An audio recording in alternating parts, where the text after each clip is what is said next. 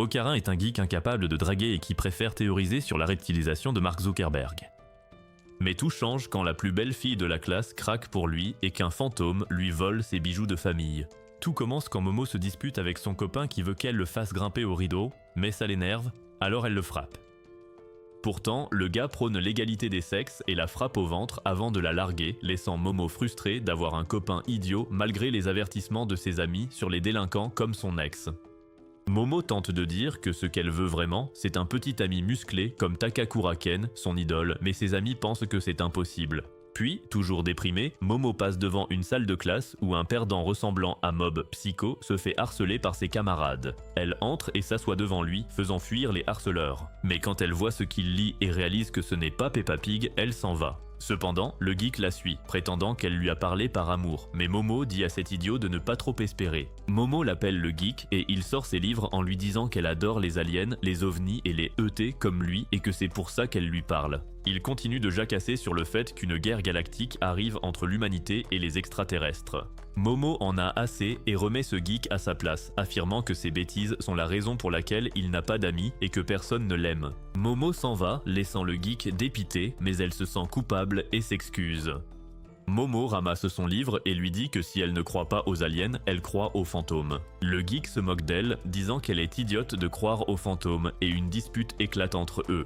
Momo tente de lui dire que sa grand-mère est médium, mais le geek lui répond qu'elle est sûrement timbrée de croire aussi aux fantômes. Leur dispute s'envenime et ils commencent à s'insulter, mais ça finit quand Momo le défie. Si elle prouve que les fantômes existent, il sera son esclave et lui léchera les aisselles. Le geek accepte et réplique que s'il prouve que les aliens existent, elle sera son esclave et devra s'occuper de son engin tous les jours.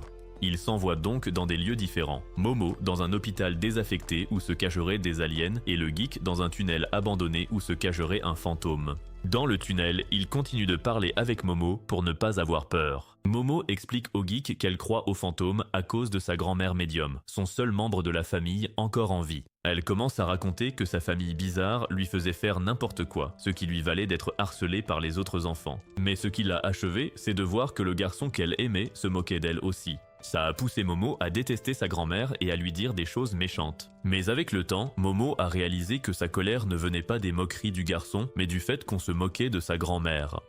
Soudain, alors qu'ils discutent, le geek se retourne et voit un vieux fantôme, et la vieille peau lui propose de s'occuper de son engin pendant qu'il s'occupe de ses seins. Le geek met les gaz et s'enfuit, se persuadant que ce qu'il vient de voir n'était qu'une vieille dame bizarre qui voulait la crème d'un jeune homme. Mais Momo lui dit de ne pas se faire distancer par la mémé turbo. Cependant, le fantôme parvient à le rattraper. Momo se précipite là-bas, mais soudain, 3 types à l'allure louche surgissent et l'enlèvent. Momo se réveille dans un vaisseau extraterrestre où 3 aliens bizarres à l'apparence humaine l'attendent. Ils lui disent qu'après avoir observé le plus grand homme de l'humanité, Adé Laurent, ils veulent en savoir plus sur la reproduction et ont donc besoin du zizi d'un homme et de l'utérus d'une femme. Ils commencent à se préparer à se faire Momo en utilisant leur dévoreur de femmes Zizi 9000 et leur psychokinésie pour qu'elle ait envie de leur cornichon. Mais en utilisant son pouvoir spirituel, Momo essaie de tenir bon. À ce moment-là, son téléphone se met à sonner, et quand l'alien décroche, le geek lui donne un coup de pied et surgit du téléphone, toujours possédé par le fantôme. Les aliens révèlent leur vraie nature, ressemblant à des zèbres, et exigent que le geek leur remette son cornichon. Le geek, bien que possédé, fait de son mieux pour les attaquer, mais il est submergé par le nombre et se fait éjecter lui aussi. Il demande une fois de plus sa banane au geek, et il leur répond qu'il la leur donnera volontiers avant de raconter son histoire et à quel point il aime les aliens.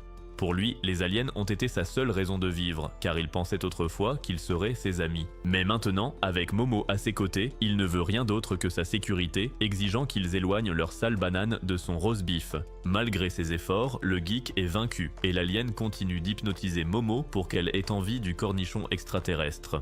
Mais sous hypnose, Momo se souvient de son passé. Elle voit comment sa grand-mère lui a appris à libérer son chi. Mais au lieu de le faire, Momo s'énerve, disant à sa grand-mère qu'elle la déteste parce qu'elle se fait harceler à cause de ses bêtises de médium. Cependant, Momo croit en sa grand-mère maintenant, et avec la protection du scénario de son côté, elle libère son chi et active son pouvoir psychique. Momo déclare que sa grand-mère est une vraie médium, et elle décapite l'alien d'un coup de pied, les sauvant ainsi de l'enlèvement. Cependant, le geek l'attaque, n'arrivant pas à se libérer du fantôme. Il souffre toujours alors que la mémé turbo dit à Momo qu'elle détient le gros engin du geek et que le seul moyen de le récupérer et de le libérer de sa malédiction est de se rendre au tunnel abandonné. Le vaisseau extraterrestre s'écrase à la surface et Momo parvient à les sauver tous les deux d'une mort certaine. Ils reconnaissent tous deux que les fantômes et les aliens existent bel et bien. Mais après ce qui s'est passé, le geek est toujours maudit et Momo doit utiliser ses pouvoirs psychiques pour l'empêcher de perdre le contrôle face à la mémé turbo. Il enlève ses vêtements pour qu'elle puisse les porter et dit à Momo qu'il va combattre la mémé turbo pour se libérer de la malédiction. Mais Momo ne comprend pas pourquoi elle ne peut pas simplement l'accompagner pour l'aider, ne voulant pas le laisser seul. Le geek a l'impression de ne pas mériter son aide et Momo lui dit de se rhabiller et de ne pas s'inquiéter pour des broutilles. À ce moment-là, le geek dit à Momo de porter ses vêtements, affirmant qu'il ne peut pas se concentrer quand elle est si appétissante, ce qui fait craquer Momo. Elle lui demande son nom et quand le geek révèle que son vrai nom est Takakura Ken, c'est comme si le monde entier explosait derrière Momo, car c'est le même nom que la célébrité qu'elle adore. Momo rejette son nom, lui interdisant de l'utiliser devant elle, refusant qu'un naze comme lui s'appelle comme son idole. Mais alors qu'elle s'agite au sol, Mémé Turbo reprend le dessus sur lui. Elle utilise ses pouvoirs psychiques pour le sauver et décrète qu'elle l'appellera désormais Okarun, le naze qui veut gober l'engin d'un alien. Ensuite, ils vont chez Momo, qui est un temple, pour trouver des vêtements propres. Mais quand Okarun tente d'entrer, il s'enflamme d'un feu rouge, et Momo le balance vite dans l'eau pour éteindre l'incendie. Momo cherche la cause et découvre une barrière créée par un talisman fabriqué par sa grand-mère. Elle le retire et l'invite à entrer, mais Okarun a toujours peur de franchir le pas. Pourtant, il prend son courage à deux mains et parvient à entrer indemne malgré la barrière. Momo se moque de la coupe de cheveux pourrie d'Okarun, l'appelant brocoli, ce qui l'agace. Puis, ils entrent dans la maison. Mais Momo a beau chercher, elle ne trouve pas sa grand-mère, alors elle invite Okarun dans sa chambre à l'étage. Là, elle lui dit de fermer la porte et de détourner le regard pendant qu'elle se change. Mais quand il s'exécute, il redevient Mémé Turbo, alors Momo le projette contre le mur et lui dit de ne pas regarder. Après s'être changée, elle donne sa veste à Okarun, lui dit de la mettre et lui demande si ce qu'a dit Mémé Turbo est vrai, qu'il a perdu son zizi. Okarun regarde en bas et réalise qu'il a perdu son anaconda adoré. Et alors que Momo le taquine en demandant à voir, il s'énerve et lui reproche de l'avoir défié d'entrer dans le tunnel. Momo réplique que c'est Okarun qui a commencé à jacasser sur les aliens et il lui répond qu'il ne pouvait pas rater sa chance. Il avoue que quand elle lui parle, il ne veut pas rater l'occasion de se faire une amie même s'il sait qu'ils sont très différents. Okarun s'excuse auprès de Momo de l'avoir mise en danger et lui dit qu'elle peut arrêter de lui parler si elle veut, mais elle refuse. Momo souligne que c'est justement cette attitude qui fait qu'il n'a pas d'amis, mais elle lui dit aussi qu'ils peuvent continuer à parler d'aliens. Sorti de nulle part, Okarun la traite de moche, provoquant une autre dispute et il lui dit que son habitude d'exploiter les sentiments des gens est moche. À ce moment-là, on sonne à la porte et alors qu'Okarun pense que sa grand-mère est de retour, Momo dit que c'est autre chose. Elle explique que la maison a deux sonnettes, une pour les humains et une pour les esprits malins et celle qui retentit est celle des esprits. Elle remarque le talisman sur la table et réalise qu'après l'avoir retiré du portail, elle a oublié de le remettre, rendant la maison vulnérable. Ils sortent pour remettre le talisman sur le portail, mais dehors, ils voient le ciel s'assombrir et un mur se former magiquement autour du temple. Ils essaient de remettre le talisman, mais voient que le mur a bloqué la sortie et le portail où le talisman est censé se trouver. Ils se retournent et voient un esprit malin géant les surplomber et quand ils les attaquent, ils l'esquivent. Ils s'enfuient, mais ils sont projetés contre une vitre. Ils se cachent derrière la maison et Okarun souligne qu'ils font face à un alien, ce qui trouble Momo car elle pense que c'est un esprit malin. Okarun mentionne que ceux qui voient des fantômes voient aussi souvent des extraterrestres, montrant un point commun entre les deux. Juste après, le monstre libère un gaz et fait exploser la maison dans laquelle il se cache. Ça provoque la possession d'Okarun, et même quand Momo tente de le soigner, sa main gauche reste possédée. Ça lui donne une idée pour riposter, et il dit à Momo de laisser la malédiction agir tout en protégeant sa tête. Momo s'exécute, transformant Okarun en un Kaneki moins cool et plus sombre avec les pouvoirs de Mémé Turbo. Le monstre les attaque, mais Okarun réussit à arracher les doigts de la main gauche du géant avec ses dents. Okarun commence à prendre confiance, d'autant plus qu'il a maintenant un look super stylé. Mais quand il tente de tenir tête au monstre, il vomit du sang et se fait violemment écraser. Momo l'écarte et il lui dit que son pouvoir, c'est comme être coincé entre Adé Laurent et The Rock sans aucun lubrifiant. C'est là que Momo comprend à sa posture que c'est un sumo. Elle dit à Okarun qu'ils gagneront si sa main touche le sol. Avec l'aide de Momo, il reprend sa forme à la Linkin Park et fonce à toute allure dans la jambe du sumo. Ça fait tomber le monstre, mais avant de s'écrouler, une autre jambe lui pousse et il se relève. Okarun étant hors jeu, le monstre s'en prend à Momo, la jette contre le portail et commence à la percuter. Okarun veut l'aider, mais Momo lui dit de ne pas bouger car elle a trouvé un moyen de l'emporter. Momo commence à vanner l'esprit sumo, le traitant de bonhomme Michelin diabétique, ce qui l'enrage au point de l'écraser encore plus. Cependant, Momo remarque que, comme elle a été projetée si violemment contre le mur, elle se retrouve pratiquement à l'extérieur du portail. Elle attire donc Okarun vers elle et remet le talisman à sa place. Ça brûle le monstre, le renvoyant en enfer, et Okarun et Momo sont enfin sains et saufs. Ils commencent à fêter leur victoire, mais Momo se sent faible et finit par s'effondrer. Pendant ce temps, Okarun se fait posséder par Mémé Turbo, qui surgit sans les pouvoirs psychiques de Momo. Mémé Turbo commence à faire flipper et soulève Momo inconsciente, voulant s'en prendre à ses jolies fesses. Mais avant qu'elle ne puisse agir, quelqu'un l'arrête net. Derrière elle surgit la grand-mère de Momo, Saiko, qui ressemble aux mères sexy des pubs, batte en main, prête à en découdre. Mémé Turbo tente d'utiliser sa vitesse, mais Saiko brûle tout son corps et l'enferme à l'intérieur d'un cercle. Elle explique qu'avec les cercles, si le clou est à l'intérieur du cercle, l'intérieur devient la barrière, tandis que si le clou est à l'extérieur du cercle, c'est l'extérieur qui devient la barrière, ce qui est le cas de Mémé Turbo et c'est pourquoi elle n'a pas pu la toucher plus tôt. Mémé Turbo essaie de menacer Saiko, mais Saiko commence à maltraiter Mémé Turbo avec sa batte de baseball, comme un mari des années 50 quand sa femme a brûlé la dinde, et lui dit de se défendre un peu plus. Elle sort son crayon géant tout en tournant autour de Mémé Turbo, en l'insultant et dessine un autre cercle. Elle crée une seconde barrière à l'extérieur de la plus petite. Et pendant que Mémé Turbo essaie de négocier, en disant que cela brûlera aussi l'humain à l'intérieur, Saiko s'en fiche et efface le cercle intérieur. Plus tard, Momo se réveille dans sa chambre et descend vite pour chercher Okarun, mais elle trouve Saiko. Momo ne s'attendait pas à voir Saiko ici, mais Saiko sait déjà tout et lui demande si elle est allée sur un lieu spirituel. Momo avoue que non, mais que son ami l'a fait. Quand elle l'interroge sur Okarun, Saiko lui dit qu'elle a grillé l'esprit maléfique. Momo panique en entendant cela et exige que Saiko lui donne plus d'explications. Mais Saiko refuse de répondre et lui rappelle ses propres paroles, qu'elle n'est qu'une charlatane de médium. Au début, Momo lui reproche de garder rancune, mais à la fin, Momo tombe à genoux, reconnaissant que tout ce que Saiko lui a dit depuis le début est vrai, et s'excuse de l'avoir traité de fausse médium. Saiko dit à Momo qu'Okarun se trouve dans le sanctuaire principal, et elle se dépêche d'y aller, effrayée à l'idée de le perdre après qu'il ait voulu se faire des amis, regrettant de l'avoir envoyé dans le tunnel abandonné. Pourtant, quand elle ouvre la porte, Okarun va très bien. Elle la referme aussitôt, gênée de s'être autant inquiétée pour lui. Momo commence à le gronder d'être en vie et ils se disputent sur la raison de sa colère face à sa survie. Saiko surgit et explique que tant qu'Okarun reste dans le sanctuaire, il ne deviendra pas Mémé Turbo, mais s'il sort, il se transformera. Saiko se demande pourquoi Momo aime Okarun, mais Momo explique qu'elle veut juste l'aider après qu'il a perdu sa banane à cause de Mémé Turbo. Elle explique à Saiko qu'elle a des pouvoirs psychiques après avoir combattu des aliens.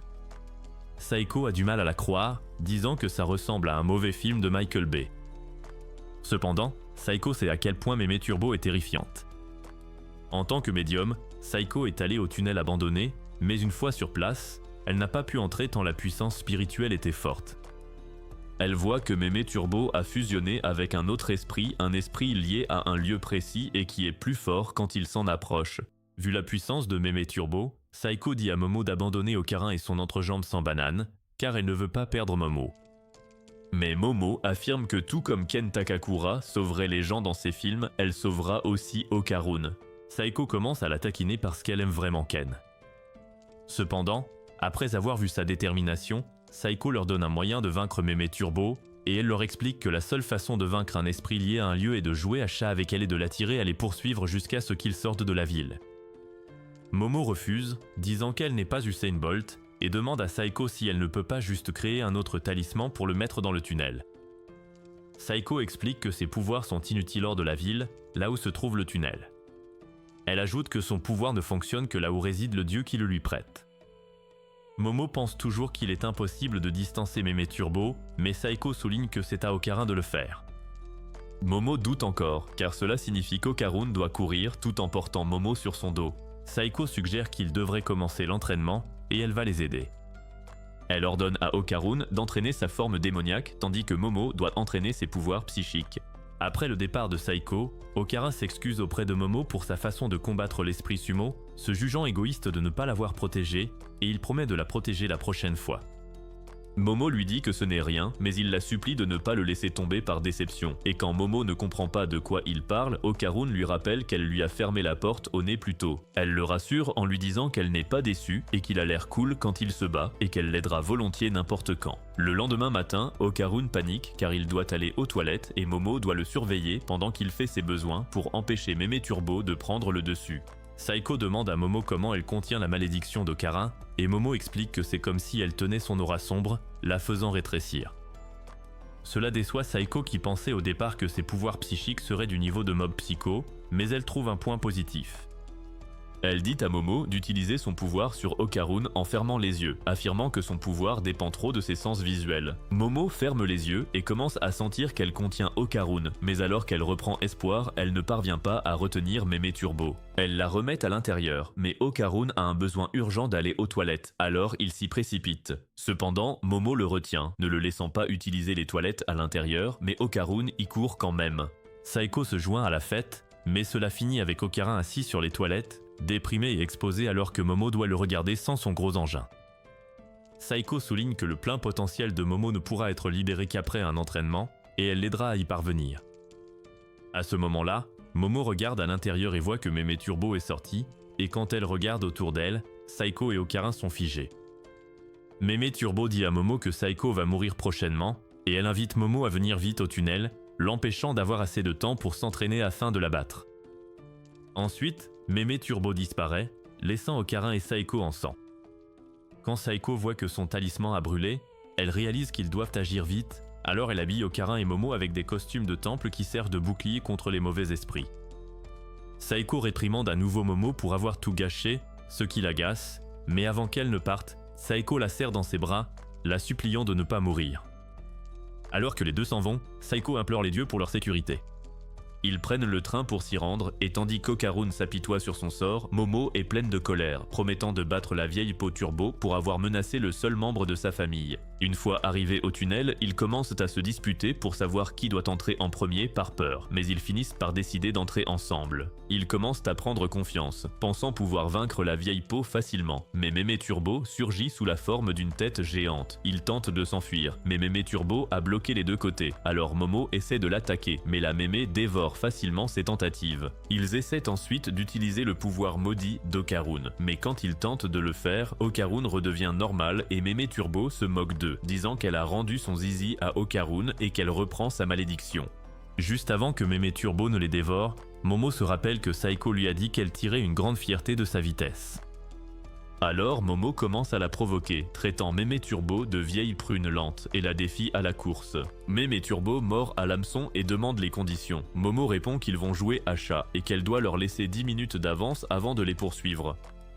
Mémé Turbo accepte le défi et le duo commence à courir pour sauver sa peau. Mais au lieu de compter 10 minutes, Mémé Turbo compte 10 secondes. Après son décompte, elle capture Momo avec facilité, laissant Okarun comme seul survivant. Elle dit à Okarun que ces 10 minutes commencent maintenant, mais comme pour Momo, elle compte 10 secondes. Okarun exige qu'elle libère Momo, mais quand Mémé Turbo continue de compter, Okarun prend son courage à deux mains et fait le geste ultime. Il mord la Mémé sur ses seins, ce qui la fait jouir et hurler de douleur. Mémé Turbo réalise qu'elle est impuissante car Okarun porte une tenue de prêtre en guise d'armure offerte par Saiko, alors elle le possède à nouveau et déchire ses vêtements.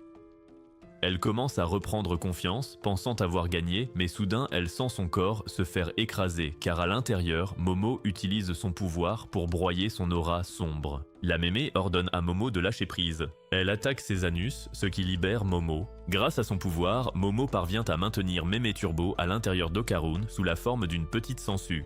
C'est alors que l'esprit lié au lieu surgit, exigeant qu'il ramène Mémé Turbo dans le tunnel. Ils s'enfuient du tunnel, mais l'esprit en forme de crabe se lance à leur poursuite.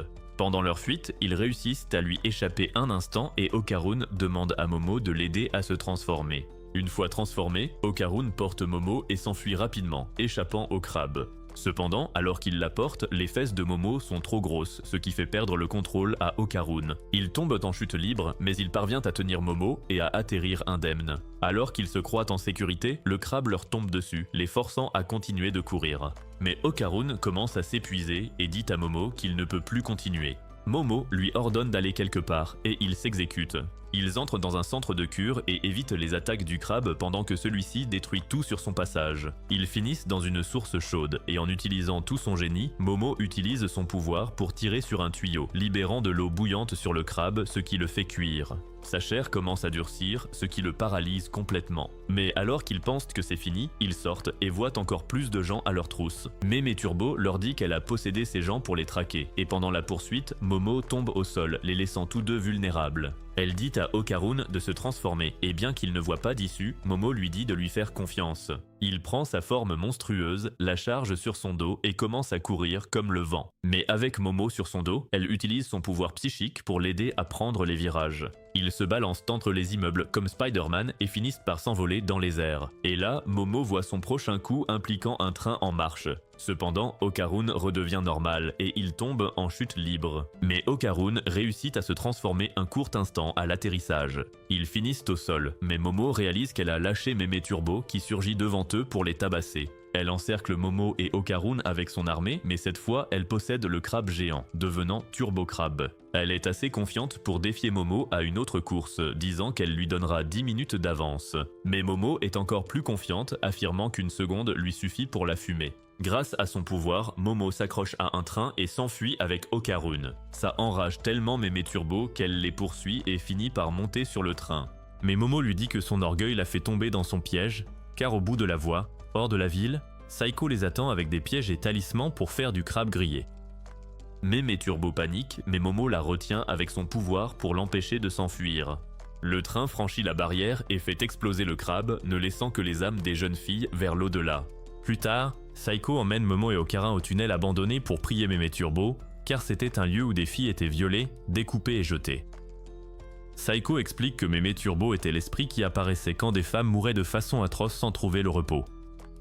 Pourtant, les médiums devaient la traquer, car tout comme les vivants ne doivent pas jouer avec les morts ne doivent pas jouer avec les vivants. Ils fêtent ça en mangeant du crabe bouilli, les filles se battant pour la nourriture pendant qu'Okarun reste à l'écart. C'est alors qu'Okarun les remercie de l'avoir aidé à récupérer son zizi. Mais Saiko, curieuse, exige de le voir, et Okarun s'enfuit en demandant à Momo de l'aider à échapper à sa grand-mère cinglée. Mais Momo est trop occupée à s'enfiler 2 crabes à la fois, comme si elle s'enfilait 2 saucisses. Ensuite, Okarun rentre chez lui et fait ses adieux à Momo. Mais alors qu'il s'éloigne de chez Momo, ils pensent tous deux que c'est un vrai adieu. Avant qu'ils ne partent, Momo l'appelle et lui dit qu'elle le verra demain, ce qui le rend heureux d'avoir une nouvelle amie. Le lendemain, Okarun arrive à l'école anxieux, se demandant comment saluer sa nouvelle amie Momo. Il l'aperçoit qui attend quelqu'un devant la grille de l'école. Mais comme il est le crétin nerveux qu'il est, Okarun pense qu'elle attend quelqu'un d'autre, alors il l'ignore alors qu'elle le regarde droit dans les yeux. Elle le bouscule et le salue, et en entrant, elle lui parle d'Alien, sachant qu'il adore ça. Ils se séparent pour aller en cours, et dès qu'elle le quitte, Okarun se fait harceler comme d'habitude. Il s'assoit et sort ses livres sur les extraterrestres, se persuadant qu'il peut pardonner à son harceleur puisqu'il a désormais son amie et future mère de ses enfants, Momo. Une balle le frappe au visage, et avec toute sa volonté, il leur pardonne. Pendant ce temps, Momo déprime en classe et ses amis soupçonnent qu'elle est retournée avec son ex pour le voir en sauter une autre devant elle, d'où sa déprime. Pourtant, sans qu'il le sache, elle veut parler davantage avec Okarun. C'est pareil à côté car Okarun veut aussi parler avec Momo. Et pendant tout le premier cours, ils sont tous deux mal à l'aise, attendant la pause déjeuner pour se voir et se parler. Des heures plus tard, ils se cherchent, mais c'est comme si les dieux de l'anime leur jouaient un tour. Ils arrivent à se rater et même quand ils sont l'un à côté de l'autre, ils ne se voient pas. Ça les déprime tous les deux car ils pensent qu'ils s'évitent. Mais sans qu'ils le sachent, ils sont assis juste l'un à côté de l'autre. Leurs pensées s'assombrissent, Okarun se disant que Momo l'évite car il est ennuyeux, tandis que Momo pense qu'Okarun voit une autre fille et l'a abandonnée. Pourtant, alors qu'ils retournent en classe, ils se percutent par accident et s'embrassent. Ils sont tous deux choqués de se voir et se disent à quel point ils se sont cherchés. C'est alors que les amis de Momo, Miko et Muko les voient et les accusent de s'être embrassés. Ils se mettent vite sur la défensive, Momo traitant Okarun d'idiot qu'elle n'embrasserait jamais et Okarun disant que ses lèvres sont trop gercées. Mais pendant ce temps, Miko et Muko se disent qu'ils sont faits l'un pour l'autre. Ensuite, Okarun va aux toilettes pour uriner en se disant qu'il devrait s'excuser auprès de Momo. Mais quand il regarde en bas, il réalise que quelque chose ne va pas. Pendant ce temps, Momo est en classe et devient le sujet de discussion, les filles l'imaginant avec le geek aux allures d'alien. Et c'est là qu'Okarun arrive. Il la supplie de lui parler en privé pour une affaire importante, mais ça excite les filles et embarrasse Momo qui se sent moquée. Momo lui reproche d'avoir dit qu'elle avait les lèvres gercées, et il s'excuse, expliquant qu'il a dit ça pour répondre à ses insultes. Pourtant, Momo refuse toujours de lui parler, disant qu'elle ne parle pas aux ratés comme lui, ce qui brise le cœur d'Okarun. Il lui demande si c'est gênant d'être son amie, et comme elle ne répond pas, Okarun s'en va tristement. Ses amis reprochent à Momo d'être cruelle, disant que ça ne lui ressemble pas de traiter quelqu'un ainsi. Après les cours, Okara croise par hasard une fille aux cheveux roses nommée Eri, qui s'excuse en le touchant, ce qui le trouble énormément. Okara commence à paniquer, mais Eri devient encore plus entreprenante, ce qui le fait craquer. Momo passe par là, réalise sa cruauté, et en voyant Okara avec Eri, elle se sent mal vis-à-vis d'elle-même. Pourtant, quand Eri s'en va, elle se met à dire du mal d'Okara, le traitant de puceau raté qui n'a jamais touché de femme, ce qui énerve Momo.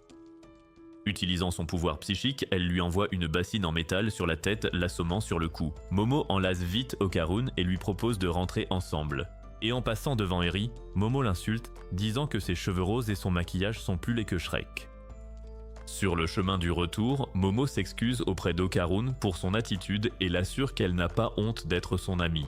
Okarun est heureux d'entendre ça, mais il dit à Momo qu'il y a un plus gros problème. Son engin est revenu, mais ses bijoux de famille ont disparu. Momo rit et le ramène chez elle pour voir Saeko, qui ne comprend pas comment il n'a pas remarqué que ses bijoux de famille avaient disparu.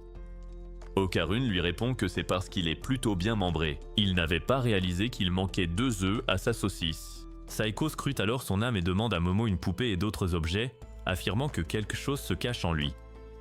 Après les préparatifs, elle le frappe sur la tête, ce qui le laisse perplexe. Mais Saeko continue de le frapper et demande à Momo si elle remarque un truc bizarre. Momo révèle que dès qu'Okarun reçoit un coup, son aura change. Saeko dit alors à Momo d'attraper et de tirer cette aura étrange au prochain coup. Elle s'exécute et Momo parvient à l'extraire. Alors qu'elle croit l'avoir perdue, elle voit que l'aura a pénétré dans la poupée chat. Elle s'anime et s'enfuit, les forçant à se lancer à sa poursuite. Ils partent à sa recherche et grâce à son pouvoir, Momo la traque et l'attrape. Le chat se met à parler et Saeko réalise que c'est Mémé Turbo, ce qui les surprend car ils pensaient l'avoir envoyé dans l'au-delà. Mémé Turbo explique qu'avant de mourir, elle a pu prendre sa forme astrale et s'est cachée dans le corps d'Okarun pour récupérer ses forces. Elle leur dit que si elle meurt, les boules dorées d'Okarun ne redeviendront jamais normales, et elle demande à Okarun de prendre un couteau et de frapper Saeko et Momo en même temps, l'une sur l'autre. Soudain, Okarun se transforme en démon, ce qui choque Momo et le chat par la manière dont il a fait ça, et Saeko explique que le battoir en papier qu'elle a utilisé n'expulse que les mauvais esprits. En frappant Okarun, elle n'a éjecté que la conscience de Mémé Turbo dans la poupée, laissant son pouvoir spirituel en lui. Saeko ajoute qu'elle est la seule à pouvoir lui rendre son pouvoir. Elle recommence à maltraiter le chat, mais Momo demande à Saeko d'arrêter et dit à Mémé Turbo qu'elle comprend ses sentiments après avoir vu l'esprit des âmes des victimes s'envoler vers l'au-delà. Elle promet à Mémé Turbo de lui rendre ses pouvoirs si elle rend ses œufs à Okarun. Mais le chat Turbo l'informe qu'elle a égaré les œufs quelque part et qu'elle a oublié où. Ils commencent alors à chercher les œufs d'or d'Okarun. Ne trouvant rien, Mémé Turbo leur dit qu'un esprit ou un monstre a pu les prendre vu que c'est bijoux de famille. Ils lui demandent comment les retrouver, et quand Mémé Turbo leur dit qu'elle se fiche de ces vieilles boules moisies, ils la maltraitent et la piétinent. Ils rentrent faire un plan, et Saeko dit à Okara que même s'il a perdu ses précieuses pommes, il doit garder le contrôle sur ses nouveaux pouvoirs. Car c'est bien trop dangereux.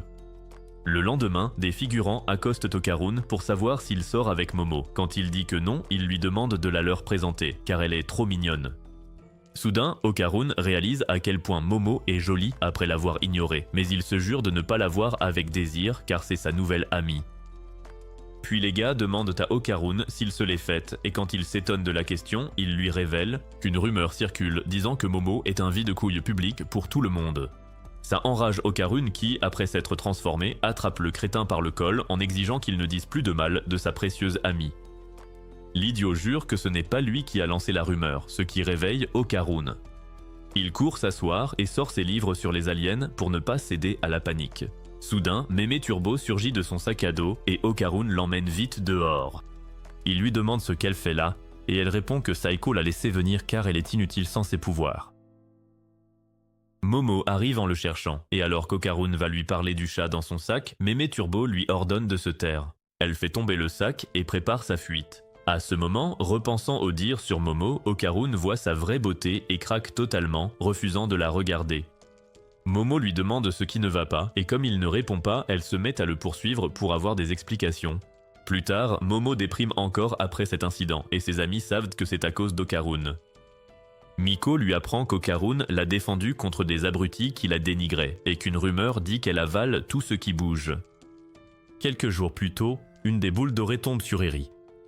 En la ramassant, le train où Momo combat la mémé passe devant elle, et Eri se dit que ce sont des boules tombées du ciel. Ensuite, Eri vit sa meilleure vie, se disant à quel point elle est belle et que les gens l'aient. Devrait se mettre à genoux pour lui lécher les pieds.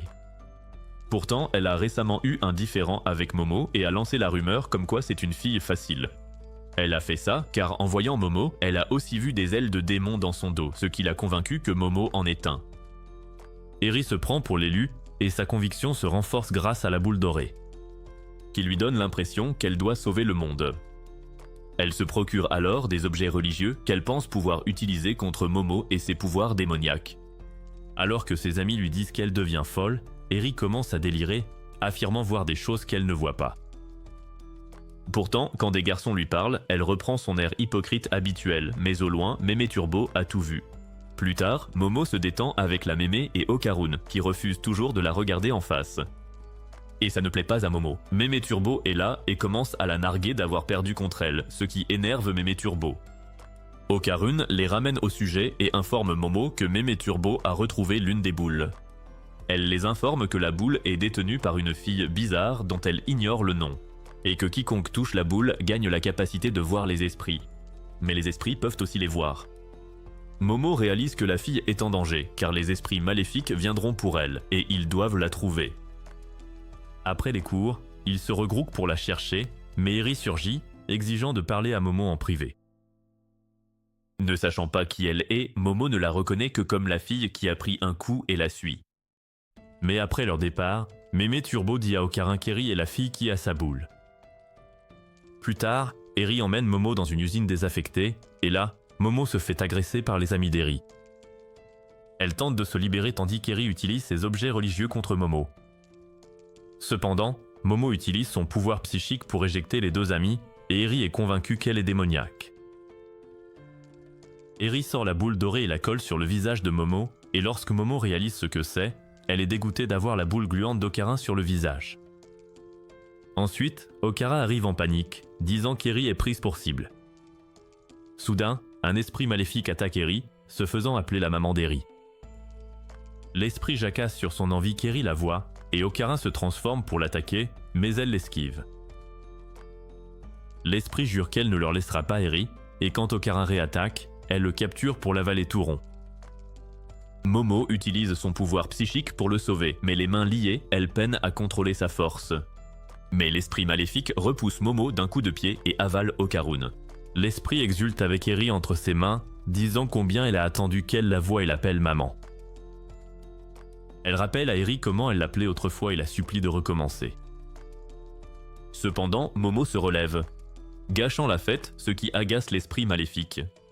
Mémé Turbo surgit et, avec un téléphone volé, les informe qu'ils font face au yokai Silky l'acrobate. Eri en a assez et l'insulte de monstre Flasque, alors Silky l'avale par pure frustration. Silky s'énerve, accuse Momo de rendre son enfant désobéissante et attaque avec ses cheveux. Momo supplie Mémé Turbo de retirer son lien, mais celle-ci refuse de le faire, disant à Momo que c'est chacun pour soi. Silky attrape Momo et la secoue dans tous les sens tout en bougeant comme une ballerine. Silky immobilise Momo, exigeant qu'elle l'appelle maman, mais comme Momo ne répond pas, Silky l'avale elle aussi. Silky pleure en cherchant son enfant, mais Mémé Turbo l'affronte et exige qu'elle rende les mioches avalées. Mémé Turbo note que Silky a mangé ses propres cheveux et Silky s'enflamme soudainement. Mémé Turbo explique que la croix d'Eri était un briquet et Momo l'a utilisé pour brûler Silky de l'intérieur. Silky recrache tout le monde de son estomac, les laissant gluants, sexy et prêts pour une contre-attaque. Dans ses yeux, Silky voit un monde en noir et blanc où elle poursuit quelque chose, mais avant d'y arriver, elle revient face à Momo et aux autres. Elle commence à les accuser de lui avoir pris Eri et elle les attaque. Avec Eri dans ses bras, Ocarin et Momo tentent de s'enfuir. Mais ils ont du mal à cause de l'étroitesse des lieux qui empêche Okarun d'aller à pleine vitesse. Grâce à ses cheveux, Silky parvient à éjecter Momo, exigeant toujours le retour d'Eri, et Ocarin continue de fuir en évitant ses attaques capillaires. Il parvient à toutes les esquiver au début, mais finit par se prendre un coup de pied de Silky. Le monstre s'approche d'Eri inconsciente et lui dit que ce n'est pas grave si elle ne l'appelle pas maman, mais qu'elle veut la manger. Pour qu'elle puisse être à nouveau ensemble. Cependant, Silky est incapable de bouger d'un pouce. Et Momo souligne que c'est parce que ses attaques de cheveux l'ont coincé dans tout le bâtiment. Silky tente de se libérer, mais voyant cette opportunité, Momo l'immobilise avec son pouvoir psychique et dit à Okarun de foncer et d'exploser Silky. Okarun hésite, jacassant sur le fait que son armure n'est pas assez solide pour ça, mais pendant qu'il blablate, Silky est sur le point de se libérer. Momo supplie Okarun d'arrêter d'être une mauviette et de le faire, et juste au moment où Silky va se libérer, Okarun se transforme et l'éjecte. À pleine puissance, il l'envoie valser dans le bâtiment d'à côté. Momo félicite Okarun pour son action, mais il finit avec le corps presque broyé. Mémé Turbo surgit et exprime sa déception envers Okarun qui est nul pour utiliser ses pouvoirs. Mais elle les assure que Silky sera hors d'état de nuire pendant un moment. Elle commence à chercher la boule dorée dans la poche d'Eri, mais quand elle la trouve, Mémé Turbo les informe qu'Eri est morte. Ils paniquent tous, et Momo dit à Okarun de vérifier les signes vitaux, et il sent que c'est faible. Mémé Turbo leur dit que les gens normaux meurent quand ils sont avalés par un yokai, et qu'ils ont de la chance d'avoir des pouvoirs pour éviter la mort. Momo lui dit de faire un massage cardiaque, pendant qu'elle utilisera son pouvoir psychique pour réanimer le cœur d'Eri. Juste après, Silky se relève, mais au lieu d'attaquer, elle montre son chagrin face à la mort de sa précieuse Eri. Elle leur dit de prendre son aura et de la fusionner avec celle d'Eri pour qu'elle revienne à la vie. Comme mettre une batterie dans des moteurs. Momo ne lui fait pas confiance, affirmant qu'elle va juste manger Eri, mais en entendant cela, Silky se brise la mâchoire. Montrant ainsi à Momo qu'elle est sincère. Mais Turbo les assure que Silky dit la vérité, et après avoir entendu cela, Momo demande à Silky comment faire. Ocarin se transforme, au cas où, et Silky dit à Momo d'utiliser son pouvoir psychique pour collecter son aura à celle d'Eri. Momo s'exécute, reliant les deux auras comme des câbles de démarrage, mais ce faisant, elle voit aussi le passé de Silky, sa vie avant de devenir un yokai. Silky se réveille dans un love hotel, et à côté d'elle se trouve l'argent qu'elle a gagné en vendant son corps à de vieux types glauques. Sous la pluie, elle rentre chez elle, mais elle s'arrête et voit une magnifique robe de ballet rose qu'elle ne peut pas s'offrir. Elle ouvre la porte de son appartement et sa précieuse fille l'embrasse, l'accueillant avec un grand sourire de maman. Silky lui rend son sourire et la prend dans ses bras à l'intérieur. En tant que mère, Silky enchaîne les petits boulots tout en essayant d'élever sa fille, de la nourrir et de lui apprendre le ballet, ce qui l'épuise. Cependant, même épuisée, Silky reste toujours présente par la pensée pour sa fille chérie. Chaque jour qui passe, elles parviennent à mener une vie paisible, alors que Silky doit encore rembourser ses dettes. Un jour, Silky a utilisé ses économies pour offrir une robe rose à sa fille, une robe qu'elle porte souvent, et pour laquelle Silky a donné corps et âme. Elles fêtent un anniversaire ensemble, tout sourire, sous les étoiles qui les accompagnent comme la lueur d'un avenir plus radieux. Pourtant, l'ombre suit toujours la lumière, et un jour, Silky ne peut plus payer sa dette, alors les voyous la passent à tabac sous les yeux de sa fille. Silky finit en sang, et quand sa fille n'en peut plus, elle tente de protéger sa mère, mais en vain car les mafieux l'enlèvent pour éponger la dette. Silky fait tout pour résister, mais il la domine et la laisse démunie, sans sa fille, dans cette pièce où elle s'était créé leurs plus beaux souvenirs. Pourtant, Silky les poursuit, refusant d'abandonner. Tout ça pour ce qu'elle a de plus cher, mais malgré ses efforts, elle s'effondre à cause de l'hémorragie. Elle sent encore le sourire chaleureux de sa fille lui échapper, et elle n'a plus la force de continuer. Après le drame, Silky danse sans but dans la nuit, vêtue de sang et des larmes de sa perte immense, et tout en dansant, le souvenir de sa fille au cœur, elle met fin à ses jours après une ultime danse. Elle est devenue un yokai, oubliant ce qu'elle avait perdu, mais un jour, la petite Eri s'est accrochée à elle, l'appelant maman. Le père d'Eri l'a récupérée, alors qu'Eri croyait que Silky était sa mère, mais il lui a dit que sa maman était partie vers un monde meilleur, au paradis. Silky se rappelle alors sa promesse de protéger Eri et s'est transformée en monstre. Eri revient à la vie, et Momo tombe à genoux, bouleversé par la tragédie de la vie de Silky. Okarune devient agressif, pensant que Silky lui a fait du mal, mais Momo lui hurle de ne pas la toucher. Silky s'éteint lentement après avoir donné son aura à Eri. S'excusant de ne pas l'avoir protégée, et alors que Momo demande ce qu'il adviendra d'elle, Mémé Turbo lui dit qu'on ne peut rien faire car Silky va s'en aller sans trouver la paix, comme si elle n'avait jamais existé. Momo les supplie d'agir, mais Mémé Turbo leur répond que c'est à Silky de décider si elle peut reposer en paix. À ces derniers instants, Silky regrette de ne pas avoir offert une vie plus belle à sa fille, se disant que si elle était née d'une autre mère, elle aurait été bien plus heureuse. Soudain, Eri l'enlace et lui dit qu'elle l'aime comme sa mère, ce qui rappelle à Silky les câlins de sa propre fille. Silky lui rend son étreinte, et tout comme les étoiles de cette nuit-là, Eri prie pour que Silky retrouve sa fille. Tout comme ces étoiles, étincelantes dans un monde plus doux. Silky disparaît en paix, sans regret, et Eri promet qu'elle n'oubliera jamais tout ça. Après tout ça, il mange des nouilles chez Momo, mais là, Okara remarque que Momo et Eri sont toujours en froid. Momo dit à Eri qu'elle doit s'excuser auprès d'Okarin pour l'avoir critiqué dans son dos, mais Eri refuse, disant qu'elle ne s'excuse pas devant des démons. Elle souligne l'absurdité de la situation après avoir vu Okarin se changer en démon, et trouve Saiko canon alors que c'est la grand-mère de Momo. Momo et Eri commencent à se disputer, se traitant de bimbo à 2 balles, tandis qu'Eri accuse Momo d'être un cerveau démoniaque. La bouche pleine de nouilles, Momo assure à Eri que si elle était un démon, elle l'aurait déjà envoyé direct en enfer. Et Eri se lance aussi dans la bataille de nouilles, disant que les joues plates de Momo ne serviront à rien. Eri s'en va en disant qu'elle est l'élu, mais avant de partir, elle demande à Okarin pourquoi il l'a sauvée tant de fois. Okarin la charme en disant qu'il n'a pas besoin de raison spéciale pour la sauver, et Eri craque complètement. Elle rentre chez elle en courant, pensant que même si Okarune est un démon, elle commence à avoir des sentiments. Pendant ce temps, Mémé Turbo sort la boule dorée et compte bien la remettre sous la saucisse d'Okarune. Saiko essaie de l'écarter, mais quand Mémé Turbo l'envoie, Saiko la rate et ça finit pile dans le mille.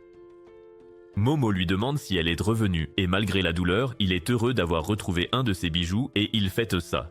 Le lendemain, Okarune et Momo discutent de comment récupérer sa deuxième boule dorée, et quand Momo l'invite à chercher avec elle, Okarune refuse sans cesse, prétextant ses devoirs. Momo va voir ses amis et se plaint qu'Okara l'évite, et quand elle suggère qu'il voit peut-être d'autres filles, Momo imagine tout de suite Eri. Ensuite, elle sort s'acheter à boire, essayant de se rassurer, mais à sa grande surprise, elle tombe sur Okarin juste au-dessus d'Eri, prêt à lui donner le grand frisson. Quelques minutes plus tôt, Okarune se la joue David Goggins, se disant de rester fort et de tenir bon car il veut devenir plus puissant pour protéger Momo du danger. C'est là qu'Eri surgit et dit à Okarin que même s'il est un démon, elle ne peut plus cacher ses sentiments. Elle essaie de l'embrasser, mais Okarune la repousse, refusant ses lèvres toutes gercées. Okarune lui demande pourquoi elle a fait ça, et elle répond que quand on s'aime, on doit s'embrasser et passer à l'acte. Elle avoue avoir appris ça dans les vidéos de son père, et Okarune lui dit qu'elle a le cerveau complètement cramé. Il commence à se chamailler car Eri veut le démon en lui, et Okarin essaie de l'en empêcher, mais elle le plaque au sol et il finit sur elle, ce que Momo vient de voir. Ensuite, Okarune la poursuit. Il essaie d'expliquer, mais Momo l'envoie balader, se sentant trahi parce qu'il lui a menti pour aller voir une autre fille. En classe, Momo est déprimé par ce qui s'est passé, tandis qu'Okarune regrette d'avoir menti à Momo au lieu de lui dire la vérité, qu'il voulait juste devenir plus fort. Soudain, tout devient noir, et Okarune se retrouve seul dans sa classe, les pieds plongés dans l'eau. Il sort et tombe sur Eri, aussi confuse que lui, mais il réalise soudain que Momo est peut-être seul. Pendant ce temps, Momo erre aussi dans l'obscurité, les pieds dans l'eau profonde. Et alors qu'elle cherche quoi faire, un monstre genre Godzilla surgit de nulle part. Momo tente de se cacher, mais ses mouvements créent une onde dans l'eau, ce qui révèle sa position au monstre. Le monstre lui renvoie des signaux par l'eau, mais Momo fait de son mieux pour ne pas bouger, sachant qu'il la traque. Le monstre charge alors un laser dans sa gueule. Et d'un seul coup, il balaye tout le sol de la classe, mais Momo réussit à éviter l'attaque de justesse. À un autre étage, Okara informe Eri que leur situation lui rappelle celle où Momo et lui ont affronté un extraterrestre sumo chez Momo. Il ajoute qu'ils doivent vaincre l'extraterrestre avant qu'il ne leur enlève leur zizi. À ce moment-là, un extraterrestre boxeur surgit et attaque comme Mohamed Ali à son apogée, mais Okarin sauve Eri sous sa forme démoniaque. Il dit à Eri de ne pas se mettre en travers de son chemin, mais il se fait ensuite projeter au sol. Et autour de lui se trouvent les serpoins qui ont essayé de prendre l'utérus de Momo. Eri tente d'aider, mais les extraterrestres l'éjectent et la font perdre connaissance. Avant de s'en prendre à Eri, ils se concentrent d'abord sur Okarin et ils lui disent que son gros engin est spécial car il possède des capacités incroyables. Mais Okarin leur dit que c'était une malédiction de Mémé Turbo, ce qu'ils ne comprennent pas. Grâce à leur pouvoir extraterrestre, ils déchirent ses vêtements pour lui prendre sa banane, et alors qu'Okarin supplie qu'on ne lui prenne pas son anaconda, quelqu'un le sauve. Derrière eux, Eri s'est transformée en démon, utilisant le pouvoir de Silky l'acrobate, et elle exige qu'il lâche le tuyau tout-puissant d'Okarin.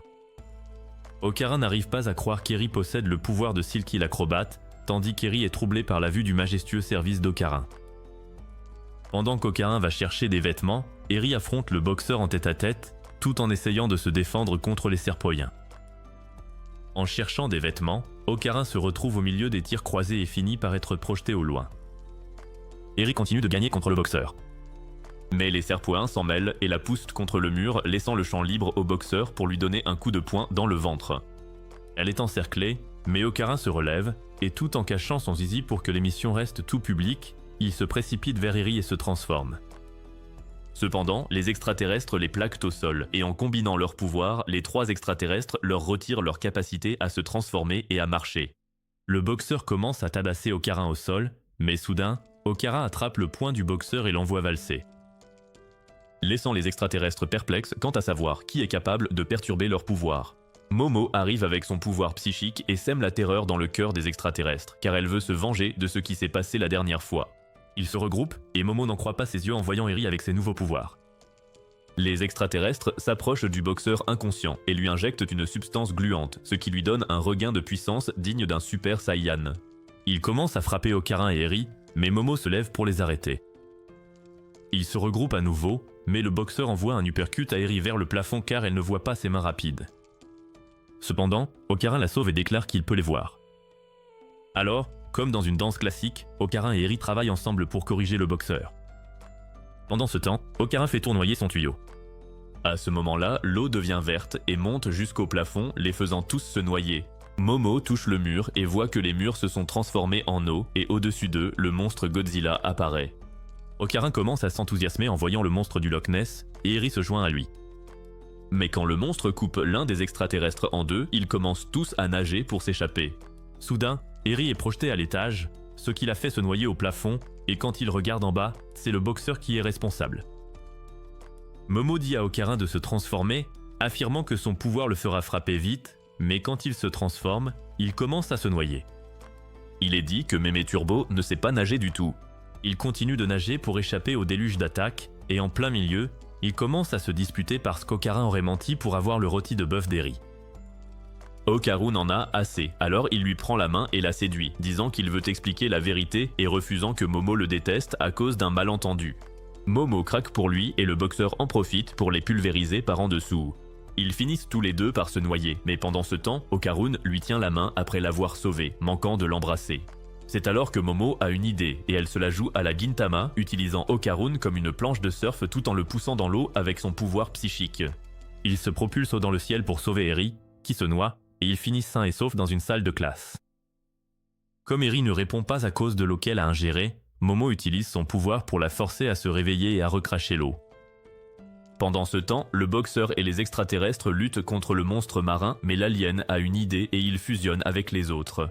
À l'étage, Momo et les autres sont prêts à lancer une attaque, mais quand ils redescendent, ils tombent sur l'alien qui a maintenant fusionné avec le monstre marin. Le monstre tire son laser sur eux et quand ils parviennent à l'esquiver, ils voient que le monstre ne peut pas tirer en continu. Ils lancent donc une autre attaque, mais alors qu'ils parviennent à stopper le laser, le monstre sort une autre arme, les mains du boxeur. Il assomme Eri, et alors que le monstre s'apprête à la viser avec son laser, Momo parvient à la sauver. Okarun fait remarquer que le monstre est basé sur une squille, ce qui donne une idée à Momo. Le monstre les attaque à nouveau, laissant Momo face à lui. Momo dit à cet abruti de venir la chercher. Le monstre prépare un coup de poing, mais en utilisant son pouvoir, Momo crée une zone sans eau, provoquant l'implosion du poing du monstre. Momo dit au monstre que tout comme une squille, il a des coups de poing puissants, mais qu'il s'autodétruira à cause de sa puissance une fois hors de l'eau. Le monstre charge son laser pour faire exploser Momo, mais d'en haut, Eri l'arrête et crée un passage pour qu'Okarin puisse attaquer le monstre à toute vitesse. Okarun se propulse et, tout en portant Momo, il traverse le corps du monstre, mettant fin à sa terreur pour de bon. ils se réveillent en s'enlaçant au milieu de l'école, trempés et nus. Mais avant qu'ils ne puissent fêter ça, tout le monde voit dans quel état ils sont, pensant qu'Okarin s'est pris pour Adéloran avec la flaque sous Momo. Ils commencent à s'enfuir, honteux, et Eri les rejoint dans cette course nue, faisant passer Okarin pour un vrai tombeur capable de séduire 2 bombes en même temps. Plus tard, tous les 3 se font réprimander par l'infirmière scolaire sexy aux airs de bimbo, qui veut savoir si quelqu'un les a forcés à se mettre nus. Lorsqu'il lui assure qu'ils ne sont pas harcelés, elle refuse de les croire. C'est alors qu'un professeur à la calvitie prononcée entre et l'infirmière se fâche parce qu'il n'a pas frappé. Alors elle commence à le fouetter pour le punir, ce que certains d'entre vous aimeraient bien vivre. Les filles commencent à paniquer parce que les gens les ont vues en sous-vêtements, mais Momo demande ensuite à Eri comment elle a eu ses pouvoirs, et Eri lui répond simplement qu'ils se sont éveillés pendant le combat. Okarin s'inquiète qu'avec ses pouvoirs, Eri soit aussi une cible pour les aliens, mais il se demande pourquoi ils ne s'en prennent pas directement aux esprits s'ils veulent tant leur pouvoir. Soudain, Okarun a une révélation et réalise que, si les extraterrestres ne s'en prennent pas aux esprits, c'est parce que, malgré leur technologie avancée, ils ne font pas le poids face aux yokai et aux esprits, donnant l'impression que ces derniers défendent la Terre. Cependant, ce qui inquiétait le plus Okarin, c'était que les extraterrestres aient déjà récupéré son autre boule dorée. Toutes les filles comprennent son inquiétude, mais elles sont toujours déprimées d'avoir été vues ainsi dénudées. Mais Eri a une idée de génie, tout mettre sur le dos de Momo en racontant que c'est elle qui les a déshabillés. Alors qu'Okarin trouve que c'est une mauvaise idée, Momo se fiche pas mal de passer pour la méchante de l'histoire. C'est alors que les amis d'Eri débarquent, accusent Momo et emmènent Eri, laissant Momo et Okarin seuls. Ensuite, Momo demande à Okarin ce qu'il s'est vraiment passé entre lui et Eri. Il lui avoue qu'Eri a tenté de l'embrasser de force et qu'il s'est retrouvé sur elle, ce qui est la scène que Momo a vue.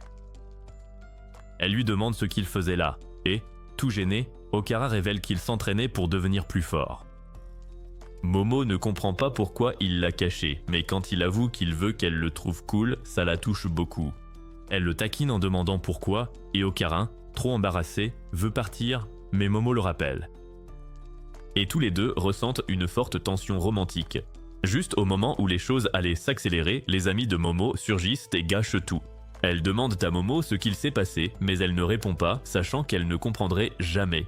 Soudain, Miko se prend pour Sherlock Holmes, déballe ses théories et conclut qu'ils sont au cœur d'un triangle amoureux, où les filles voudraient mesurer l'engin d'Okarin. Pendant ce temps, Eri est entourée de ses amis qui veulent tout savoir, et elle leur répond avec son faux sourire habituel. Soudain, quelqu'un accuse Momo, la traitant de bimbo qui a humilié Eri, et il commence à l'appeler les toilettes publiques. Cependant, après tout ce qu'elle a vécu, Eri n'en peut plus et prend la défense de Momo, affirmant qu'elle est innocente. Et que c'est elle, Eri, qui a lancé la rumeur. Plus tard, Eri pleure seule sur sa popularité perdue quand Momo vient la voir. Elle demande à Eri si elle l'a fait passer pour la méchante, et Eri dit que oui, mais Momo ne la croit pas et sait qu'elle n'a rien dit de mal. Soudain, l'alien boxeur réapparaît, couvert d'un liquide blanc, comme le gars de South Park, se plaignant de ne pas être payé, et les filles sont prêtes pour le deuxième round. Mais avant qu'elles ne puissent agir, l'extraterrestre s'effondre. Il rêve que son fils a besoin d'argent, mais se réveille chez Momo. Momo et les autres sont prêts à se battre, même si Saiko refuse toujours de croire qu'elle voit un extraterrestre. Le boxeur baisse les yeux et voit un plateau repas, réalise qu'ils ont pris soin de lui et se met à pleurer, en leur disant qu'il ne fera plus aucun mal. Ensuite, ils mangent tous des sushis, mais au lieu de dîner en paix, ils se disputent pour savoir qui mangera quoi. Plus tard, le boxeur leur avoue que son fils a besoin d'une transfusion sanguine qui coûte très cher. Sur sa planète, ils sont tous combattants, mais comme il est faible, il doit gagner des devises étrangères pour payer le sang de son fils. Après avoir entendu ça, Okarun exprime son désir de l'aider, allant jusqu'à vouloir lui donner son zizi. Momo lui dit que c'est une mauvaise idée. Même s'ils peuvent simplement le récupérer, l'alien boxeur est d'accord avec Momo après avoir promis de ne pas leur faire de mal et il les remercie pour l'accueil. Juste avant qu'il ne parte pour sa planète, Saiko lui dit qu'il pue, ce qui les laisse tous perplexes. Saiko les informe que le sang blanc de l'alien sent bizarre et ça lui rappelle quelque chose. Elle présente à l'alien un verre de lait et lui dit de le boire, et quand il le fait, il crie « Eureka » car c'est la même chose que son sang. Saiko dit à l'alien qu'elle va demander à quelqu'un de lui trouver une vache à ramener chez lui, pour qu'il puisse extraire le lait de la vache et le donner à son fils. Cette nuit-là, l'alien boxeur aspire la vache dans son vaisseau et rentre chez lui sur sa planète, plein de gratitude, promettant qu'il sera pour toujours leur allié à l'avenir. Plus tard, le trio supplie Saiko de leur donner de l'argent pour acheter des uniformes scolaires après que les précédents ont été détruits. Saiko accepte d'en acheter pour Eri et Okara, mais pour Momo, elle lui dit qu'elle doit imiter l'acteur Hiroki Abe. Bien qu'elle soit contre au début, Momo le fait quand même, ce qui fait rire les autres. À ce moment-là, on sonne à la porte et Momo répond tout en continuant son imitation, mais quand elle voit le beau gosse derrière la porte, elle redevient normale. Okara demande à Saiko qui est cette personne, et elle l'informe qu'il s'appelle Jin, l'ami d'enfance et premier amour de Momo, ce qui fait paniquer Okara face à ce rival potentiel. Okarune n'en revient pas de voir à quel point le béguin d'enfance de Momo est un beau gosse, mais alors que ses espoirs s'envolent, Jin commence à délirer, révélant qu'il n'est pas cool, mais plutôt un abruti bizarre tombé sur la tête bébé. Cependant, Saiko l'invite à entrer, et quand Momo lui demande ce qui se passe, Saiko l'informe que cet imbécile va vivre avec eux. Momo commence à bugger, ne voulant pas vivre avec ce naze au faible quotient intellectuel, mais Eri voit les choses différemment et pense que Jin est juste un autre démon recruté par Momo. Eri commence à jacasser sur le fait que Momo prévoit de vaincre le tout-puissant Didier en se constituant une armée démoniaque, et elle s'enfuit, pensant qu'elle pourrait être sa prochaine victime à l'huile pour bébé.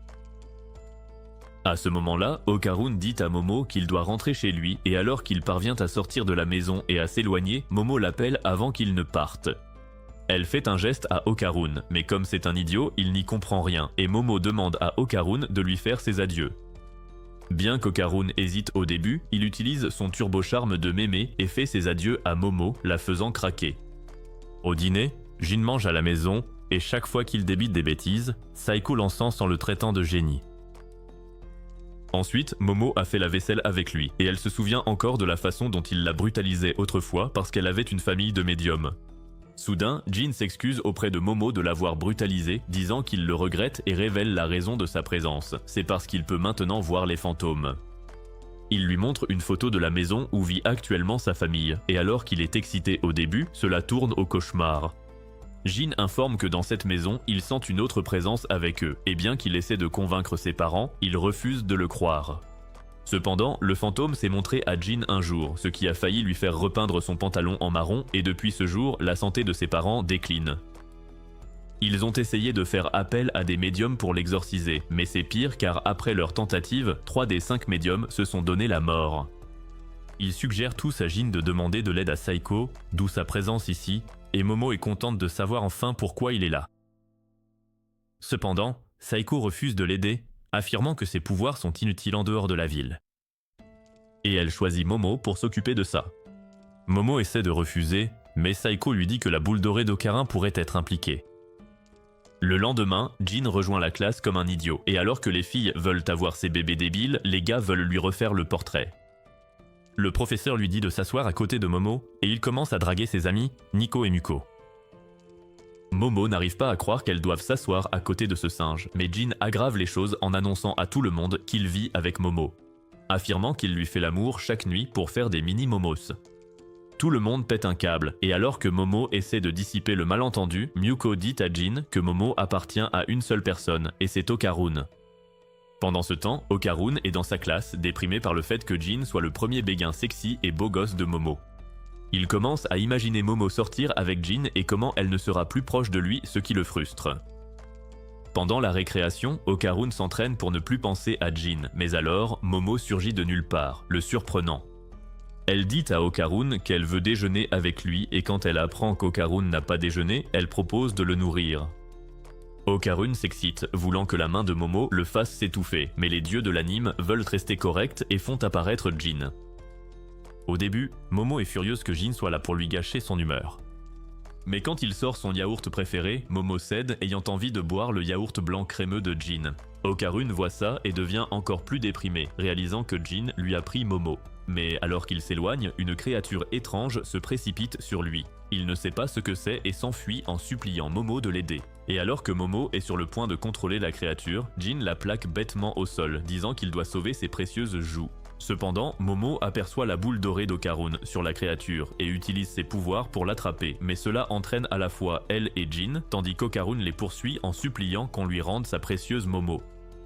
Alors que la créature quitte l'école avec Momo et Jin, Okarun se transforme en Turbo Ghost et les poursuit. Il parvient à les rattraper et grâce à ses pouvoirs psychiques, Momo s'accroche à Okarun et s'échappe de la créature. Il continue de la poursuivre pour récupérer la boule dorée d'Okarun et Momo réussit à attraper la créature avec sa main psychique pour la ramener. Alors qu'il continue de tirer, la créature se démembre pour s'échapper, choquant le trio, puis se reconstitue pour continuer à courir. Ils perdent la trace de la créature en ville, mais Momo a une arme secrète et frappe un objet. Elle continue ainsi pour suivre sa voie et il la retrouve dans la décharge. Okarun demande à Momo ce qu'elle a fait et elle révèle le cœur de la créature dans sa main, expliquant qu'elle l'a frappé pour le faire émettre un bruit. Alors que la créature se prépare à mourir, Momo le rassure en disant que s'il leur donne la boule dorée, ils lui rendront son cœur. Soudain, une voix féminine retentit, criant le nom de la créature, Taro. La créature crie son nom en retour, Anna, et part à sa recherche sous la décharge.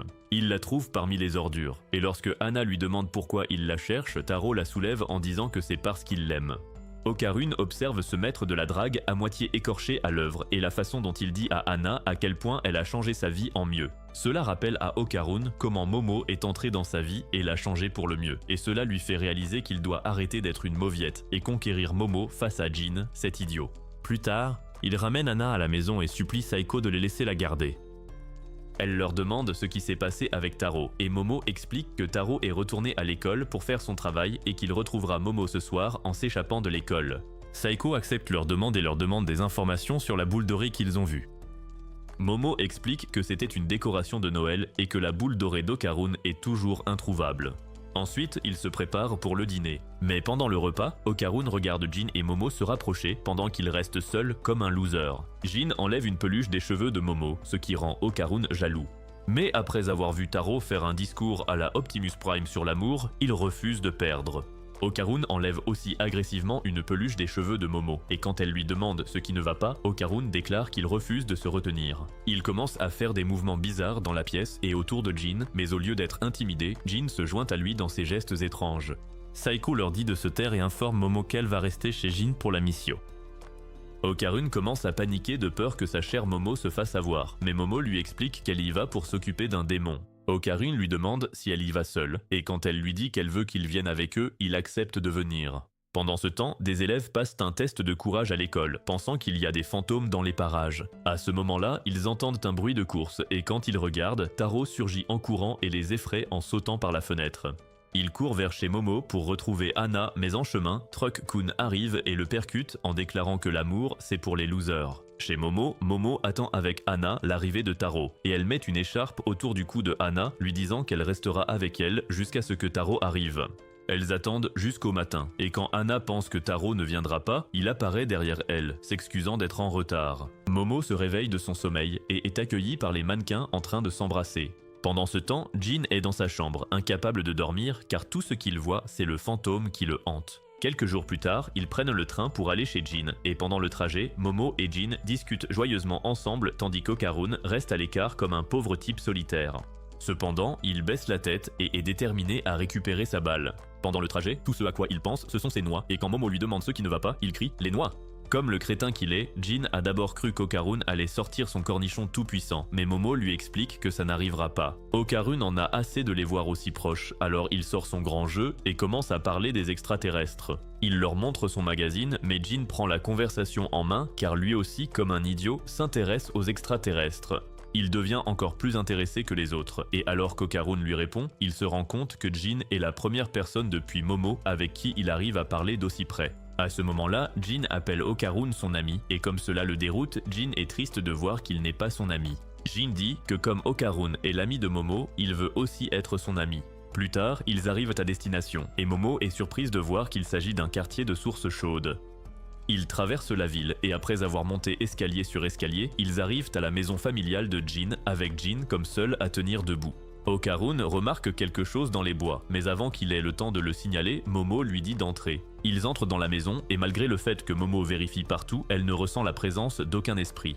Momo leur explique que, tout comme Mémé Turbo auparavant, l'esprit se cache probablement en diminuant son énergie, ce qui le rend facile à battre pour elle. Jin commence à être content et fait un massage des épaules à Momo, ce qui rend Okarun jaloux. Momo demande du jus, et quand Jin part en chercher, elle dit à Okarun de se reposer à côté d'elle. Soudain, elle dit à Okarun qu'elle va prendre un bain chaud, et même s'il essaie de l'en empêcher, elle part quand même, laissant Okarun avec Jin. Les garçons décident de jouer au foot, et alors que Jin est doué, Okarun joue comme s'il n'avait aucune coordination dans les jambes. Cependant, il ne veut rien d'autre que d'avoir l'air cool, donc quand Momo reviendra, elle saura que ces boules dorées ne sont pas les seules avec lesquelles Okarun sait jouer. Sorti de nulle part, Jin demande à Okarun s'il aime Momo, et il répond à Jin qu'il la respecte. Jin rétorque en disant qu'il adore son visage, ce qui déclenche Okarun, alors il affirme qu'il aime tout chez elle. Les deux commencent alors à se lancer dans une surenchère pour savoir qui aime le plus Momo. Mais quand Okarun se rappelle qu'il a embrassé Momo, il réalise que c'est lui le vrai gagnant. Jin tend la main à Okarun pour une trêve, mais quand Okarun la serre, Jin le met en clé. Soudain, Okarun remarque quelque chose de bizarre à propos de la maison, et en regardant de plus près, il voit un mur supplémentaire sur le côté de la maison qui n'était pas censé être là. Ils entrent pour inspecter le mur, menant à la pièce mystérieuse et se rendent compte qu'il est creux. Pour le bien de ses parents, Jin va chercher un marteau et fait un trou dans le mur. En regardant à l'intérieur, il voit que c'est rempli de talismans qui empêchent les esprits maléfiques d'entrer. Pendant ce temps, Momo profite du onsen quand des types à l'air complètement éclatés entrent dans la pièce. Ils entrent dans le bain et se présentent comme des alligators. Ils s'approchent de Momo comme des alligators qui sentent de la bonne viande, mais alors que Momo s'apprête à utiliser ses pouvoirs, l'un d'eux l'attaque et la pousse sous l'eau, nous laissant sur un suspense pour la saison 2. Commentez ci-dessous Chasseur de boules d'or si vous voulez que la prochaine saison soit résumée à sa sortie.